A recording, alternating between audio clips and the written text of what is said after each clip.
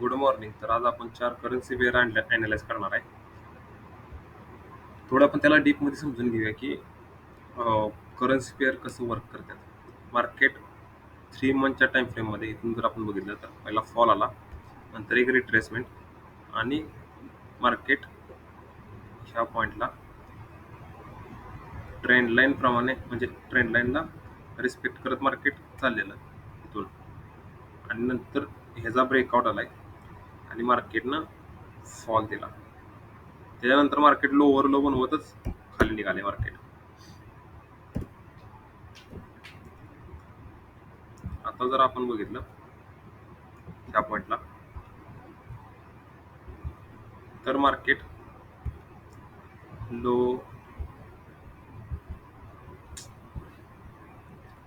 नंतर लो बनवला, रिट्रेसमेंट आणि आत्ता लो बनवलाय आणि मार्केटनं काइंड ऑफ हे जी ओपनिंग क्लोजिंग लिक्विडिटी ट्रिगर केल्या. काइंड ऑफ तिथून मार्केटमध्ये फॉल येऊ शकतोय, म्हणजे थोडंसं मार्केट खाली येऊ शकते. आता जर आपण मंथली टाइम फ्रेमवर बघायला गेलो तर मंथली टाइम फ्रेमवर लोवर लो स्ट्रक्चर बनलंय आणि ईएमए पण रेजिस्टन्स ऍक्ट करतोय. ओपनिंग क्लोजिंग लिक्विडिटी पण मार्केटने घेतल्या, पण खालून मार्केटने एक बाईंग प्रेशर दाखवलंय. आता ही ह्याची रिट्रेसमेंट पण असू शकते. क्लोजिंग मॅटर करते आपल्याला, म्हणजे कशी क्लोजिंग होते त्याच्यावर डिपेंड आहे. जर बघितलं आपण तर इथं बघा, लोवर लो, हा लो,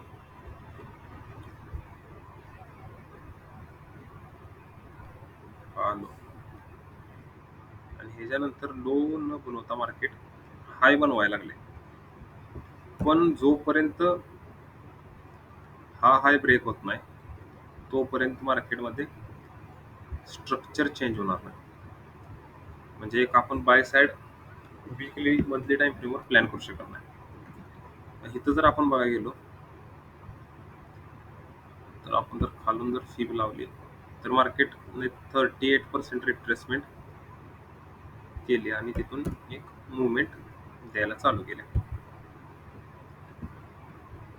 इथं वर एक हाफ वीक आहे. हाफ वीक जी बनली ती बनली रेजिस्टन्सला. मार्केट इथपर्यंत येऊ शकते आणि इथून एक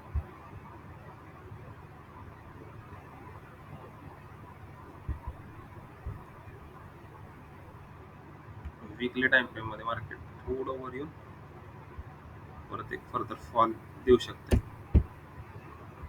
आपण जर आता डेलीत बघायला गेलो तर exactly market double top formation करायला लागले. मार्केटनं हा हाय बनवलाय, त्यानंतर हा लो बनवलाय. इथून कसं रिॲक्ट करते बघूया. थोडं खाली आलं, परत थोडं वर जाईल, असं फॉर्म होऊ शकते मार्केटमध्ये.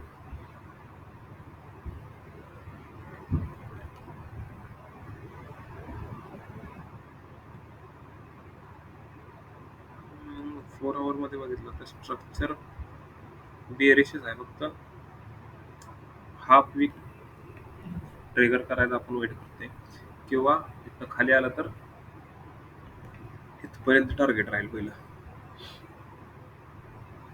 तर ही रेंज एवढी क्लीन आहे 100-150 तर यूएसडी जेपीआय मध्ये आपण थोडं सेल साईड प्लॅन करतोय. तर जीबीपी कॅड आपण जर 3 मंथ बघितला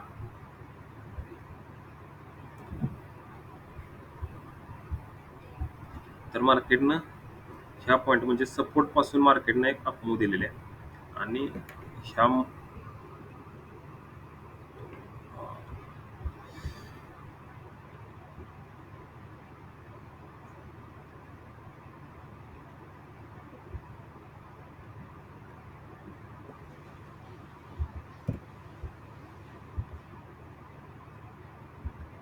मार्केटमध्ये जो प्रिव्हियस जो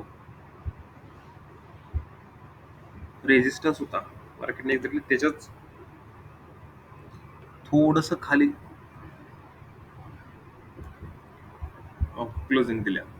पण ही जी आत्ताची कॅन्डल आहे ती खालून प्रेशर घेऊन वर निघाले म्हणजे याची क्लोजिंग अपसाईड देऊ शकते.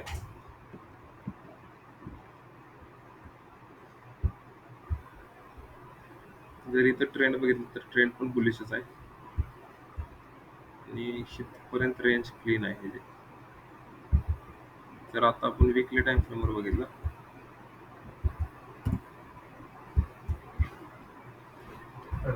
वीकलीवर जर बघितलं तर आपण हायर हाय क्रिएट करत मार्केट वर निघाले आणि एक्झॅक्टली रेजिस्टन्स एरियात आहे मार्केट आता 0.50% टेस्ट करून वर निघाले आणि हा रेजिस्टन्स एरिया आहे, तिथं आता मार्केट आहे. तर डेलीत आपण जर बघितलं तर कंटिन्युअसली बाईंग प्रेशर आले आणि एक्झॅक्टली रेजिस्टन्सला थांबले. इथली बुलिश होती तो हा कॉन्सेप्ट आपल्या इथं लागते. प्लस डोजी टाईप कॅन्डल म्हणल्या, जर ही कॅन्डल ह्या पॉईंटच्या खाली जर निघाली तर मार्केटमध्ये थोडं आपल्याला सेलिंग बघायला भेटू शकते. 4 आवर मध्ये बघू आपण. मार्केट हायर हाय हायर हाय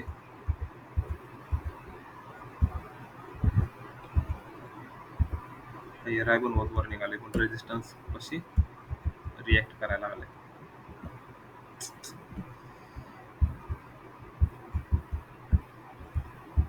जर लोवर टाइम फ्रेमवर बघितलं तर इथं लो बनायला लागला आता.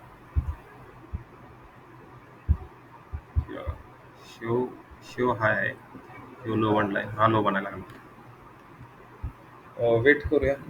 USD कॅड मध्ये पण एक सेलिंग साईडला आपल्याला बघायला भेटू शकते. जोपर्यंत हा लो ब्रेक होत नाही हा तोपर्यंत प्लॅन करू शकत नाही. लो ब्रेक नंतर रिट्रेसमेंट असे एक स्ट्रक्चर आपण बघायला भेटू शकते. USD JPY जर आपण बघितलं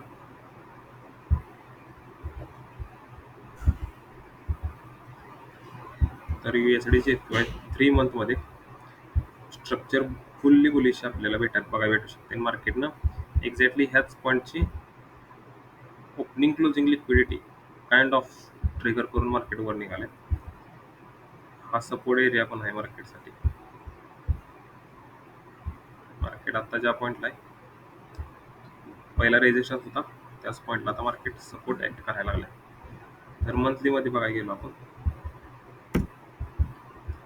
तर EMA ला पण मार्केट रिस्पेक्ट करते. जोपर्यंत हा लो ब्रेक होत नाही तोपर्यंत मार्केटमध्ये फॉल म्हणजे मार्केट तोपर्यंत अप मूव म्हणजे अपसाईडच मूव्ह करू शकते असं आपण म्हणू शकतो. वीकली मध्ये बघितलं आपण तर वीकली मध्ये बघितलं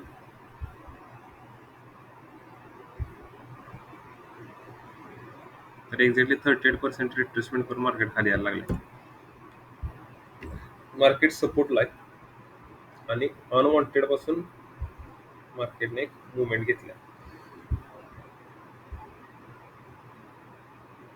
वीकलीच्या जर डेलीत बघायला गेलो आपण तर मार्केट काइंड ऑफ डबल बॉटमची तयारी करायला लागली आणि जी की पॉसिबल पण आहे. इथून एक मुवमेंट येऊ शकते.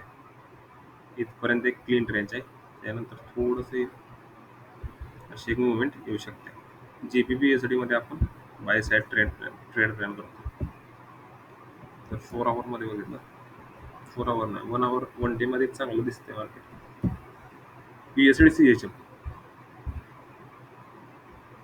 USD CHF मध्ये जर आपण बघायला गेलं तर सेम स्ट्रक्चर आहे. मार्केट सपोर्टला आहे आणि सपोर्ट पासून मार्केट एक हाय क्रिएट करायला लागले. लो न बनवता मार्केटने एक हाय बनवायला लागले. मंथली मध्ये जर बघितलं आपण तर मार्केट काइंड ऑफ डबल बॉटमची तयारी करते. पण हा जो फॉल आलाय ह्याला आपण इग्नोर करू शकत नाही. का तर इथं फॉल आला परत बाईंग आली. आता फॉल आलाय, आता इथं बाईंग येऊ शकते. बघूया मार्केटनं आता हाफ वीक टेस्ट केल्या. हाफ वीक कशी मार्केट आता आहे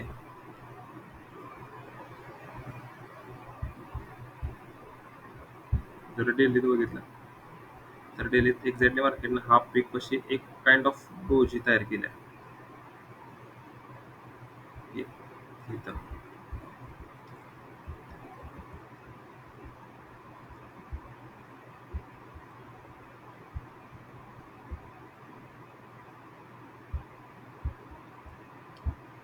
इथनं जर आपण बाईंग केली तर ही फर्स्ट ही सेकंड टार्गेट राहील आणि मग इथं म्हणजे इथून जर बाईंग केली तर इथपर्यंत येऊन थोडं रिजेक्शन घेऊन परत हाय बनवून नंतर वर गेलं तर ही टार्गेट राहील.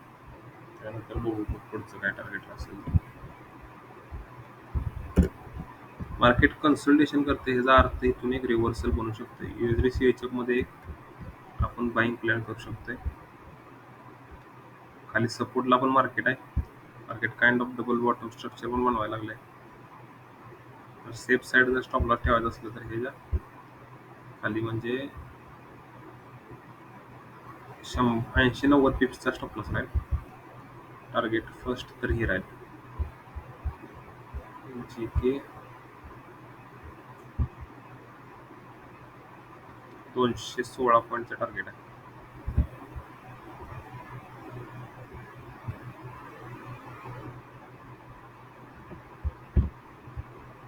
तर असं आपलं आजचं ॲनालिसिस आहे.